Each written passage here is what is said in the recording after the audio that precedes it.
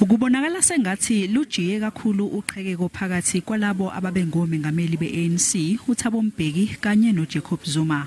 Unobhala jikelele weANC osamisiwe uAce Magashule akahambisani nenkulumo eshiwo owabe engumengameli wezwe uThabo Mbeki khathi kunomhlangano kulesi sifundazwe.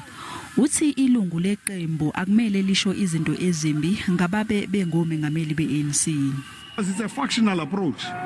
It's really a factional approach. And to come here and talk bad about Zuma in meetings, we won't allow it. We will never. Magashule usamisiwe esikhundleni sakhe uJesse Duarte osabambile kulesi sikhundla usathathe ikhefu emsebenzini ngenxa yokuxinwa ukugula nokwenza ukuthi lesi sikhundla singabi naye umuntu osengamele njengamanje. Magashule osaqeqa enkantolo uthi kuyiphutha ukuthi iANC ifune ukuthi udokotela uGwen kube uyena owengamela ihhovisi likaNobhala jikelele okwamanje. The ANC must do what is right. They are full-time comrades at head office. There's no one preferred. They are full-time, they are employed by the African National Congress.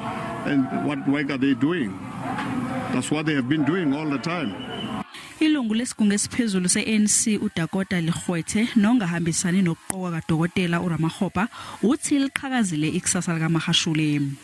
So far, facts speak for themselves. We can be very clear and resolute that the future looks very bright for the Secretary General of the ANC, Comrade Magashule. Izifunda zeANC seyiqalile ukuphakamisa ukuthi umengameli weqembu uCyril Ramaphosa angenele ihlandla lesibili lokhola iqembu, kepha ke labo abeseka uMagashule abahambisani nalesi siphakamiso.